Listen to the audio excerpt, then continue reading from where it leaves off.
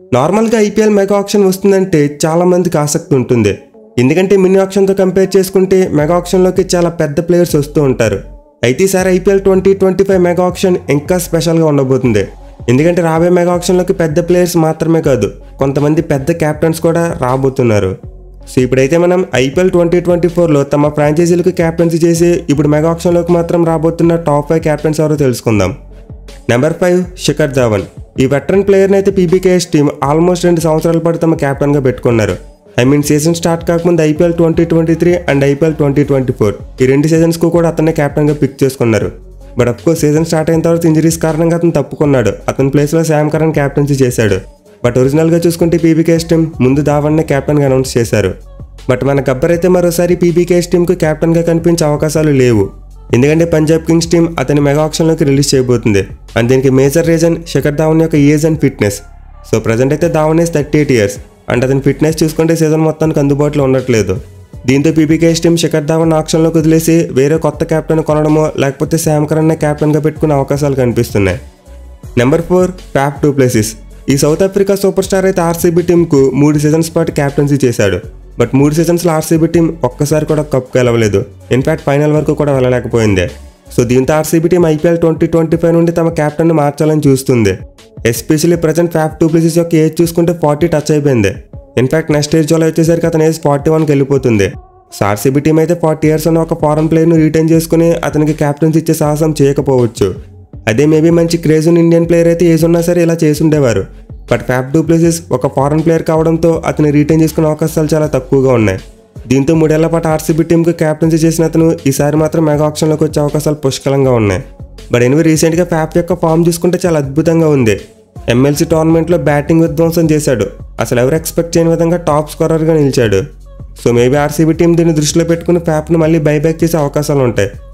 RTM card use చేసుకుని తీసుకోవచ్చు. But mega ఆక్షన్కు ముందు మళ్ళీ క్యాప్టెన్గా రిటైన్ చేసుకునే అవకాశాలు మాత్రం ఎక్కడా కనిపించట్లేదు. So most likely Faf du Plessis కూడా ఈసారి మెగా ఆక్షన్లో కనిపించబోతున్నాడు. Number 3 KL Rahul. ఫ్యాఫ్లానే కేఎల్ రాహుల్ కూడా ఎల్ఐసి టీంకు 3 సంవత్సరాల పాటు క్యాప్టెన్సీ చేశాడు. అండ్ 3 సంవత్సరాల్లో అతను తన టీంను ఒక్కసారి కూడా ఫైనల్కు తీసుకెళ్ళలేకపోయాడు.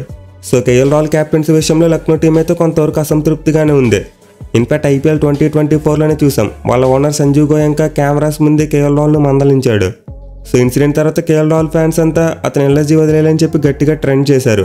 అండ్ రీసెంట్గా కొన్ని రిపోర్ట్స్ కూడా చూసాం కేఎల్ రాహుల్ లక్నోను వదిలేయబోతున్నాడని చెప్పి. సో మోస్ట్ లైక్లీ రాహుల్కి అయితే లక్నో టీంతో కొనసాగే ఇంట్రెస్ట్ లేదు. ఇన్ఫాక్ట్ అతను ఓపెన్గా ఒక ఇంటర్వ్యూలో చెప్పాడు, నాకు నా సొంత స్టేట్ టీం అని ఆర్సీబీ టీం తరపున ఆడాలని ఉంది, ఛాన్స్ వస్తే ఆ టీం తరపున ఆడతారని చెప్పి ప్రకటించాడు. సో దీన్ని బట్టి చూసుకుంటే Lucknow super giants team mega ఆక్షన్కి ముందు కేఎల్ రాహుల్ను రిటైన్ చేసుకునే అవకాశాలు చాలా అంటే చాలా తక్కువ. ఏదో ఒక అద్భుతం జరిగితే తప్ప మళ్ళీ మనం రాహుల్ను లక్నో జెర్సీలో చూడకపోవచ్చు. నెంబర్ 2 రిషబ్ పంత్. ఢిల్లీ క్యాపిటల్స్కి చెందిన ఈ ప్లేయర్ అయితే ఈ లిస్టులో ఉన్న అతి చిన్న క్యాప్టెన్. ఏజ్ ప్రకారం చూసుకుంటే ఈ లిస్టులో అందరికంటే చిన్నవాడు. సో కేవలం 26 years ఏజ్ మాత్రం ఉన్న పంత్ లాంటి ఒక క్యాప్టెన్ను ఏ ఫ్రాంచైజ్ కూడా వదులుకోదు. బట్ ప్రజెంట్ సిచ్యువేషన్ చూసుకుంటే ఢిల్లీ క్యాపిటల్స్ టీం రిషబ్ పంత్ను ఆక్షన్లోకి వదిలేసే అవకాశాలు కనిపిస్తున్నాయి. ఇన్ఫాక్ట్ ఒక రిపోర్ట్ కూడా వచ్చింది.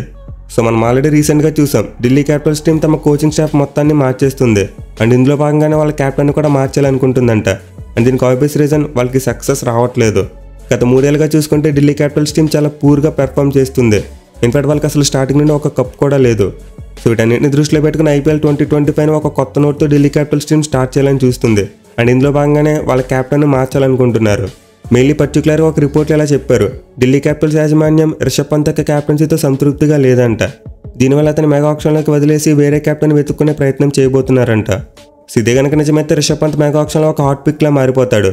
ఇన్ఫాక్ట్ మనం ఆల్రెడీ మరో రిపోర్ట్లో చూసాం, సిఎస్కే టీం రిషబ్ పంత్ని తీసుకునేందుకు చాలా ఇంట్రెస్ట్ చూపిస్తుందని చెప్పి.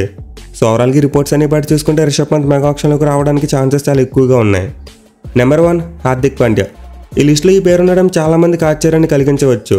ఎందుకంటే ఎంఐ టీం ఎన్నో కోట్లు ఖర్చు పెట్టి హార్దిక్ పాండ్యాని జీటీ టీం నుండి ముంబై టీంకు పట్టుకొచ్చారు. అంతేకాదు హార్దిక్ పాండ్యాని క్యాప్టెన్గా చేసే విషయంలో ముంబై టీం చాలా కోల్పోయింది. వాళ్ళ మోస్ట్ సక్సెస్ఫుల్ క్యాప్టెన్ అయిన రోహిత్ శర్మను ట్రాన్సిషన్ అనే పేరుతో పక్కన పెట్టేశారు. దీంతో కొంతమంది ముంబై ఫ్యాన్స్ ఆ టీంకే వ్యతిరేకంగా మారారు. సో ఫ్యాన్స్ నుంచి బ్యాక్లాస్ వస్తుందని తెలిసి కూడా ఎంతో రిస్క్ చేసి ముంబై టీం హార్దిక్ పాండ్యాని తీసుకొచ్చింది. బట్ హార్దిక్ పాండ్యా క్యాప్టెన్సీలో చూసుకుంటే MI team IPL 2024 points table అట్టడుగు స్థానంలో నిలిచింది. At the same time Gambhir మన టీమిండియాకి హెడ్ కోచ్గా వచ్చిన తర్వాత కంప్లీట్లీ ముంబై యొక్క ప్లాన్ని స్పాయిల్ చేశాడు. సో ముంబై వాళ్ళు ఏమనుకున్నారంటే రోహిత్ శర్మ తర్వాత టీమిండియాకి హార్దిక్ పాండ్యానే క్యాప్టెన్ అనుకున్నారు. దీనివల్ల వాళ్ళు మాకు టీమిండియాకి ఉండబోయే కెప్టెన్ కావాలని చెప్పి హార్దిక్ పాండ్యాని తెచ్చుకున్నారు. కానీ ఇప్పుడు సిచ్యువేషన్ చూసుకుంటే హార్దిక్ పాండ్యా అసలు మన టీమిండియాకి కెప్టెన్గా మారే అవకాశాలు ఫ్యూచర్లో ఎక్కడా కనిపించట్లేదు. అట్ ది సేమ్ టైం మరి ముంబై ఇండియన్స్ ప్లేయర్ సూర్యకుమార్ యాదవ్ మన టీమిండియాకి కెప్టెన్గా మారాడు. సో యాక్చువల్గా ముంబై మేనేజ్మెంట్ థింకింగ్ ఎలా ఉందంటే ఇండియాకి కెప్టెన్గా ఉండబోయే ప్లేయర్ని తమ టీంకి కెప్టెన్గా పెట్టుకోవాలని చూస్తున్నారు.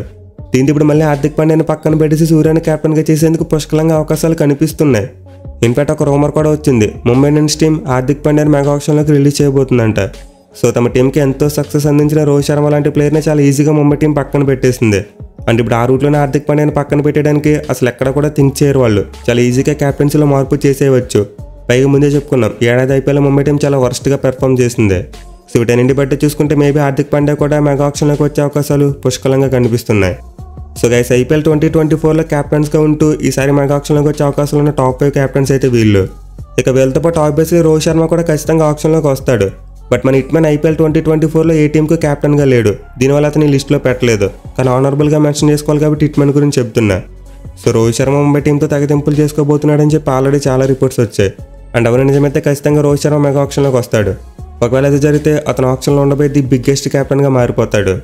సో గ్యాస్ ఈసారి మెగా ఆక్షన్లోకి అయితే మంచి రిప్యుటేషన్ ఉన్న క్యాప్టెన్స్ చాలామంది రాబోతున్నారు. మరి వీళ్ళు ఎవరికి ఎక్కువ ధర పలికే ఛాన్స్ ఉందో మీరు కింద కామెంట్ చేయండి. Thank you for watching. Have a nice day.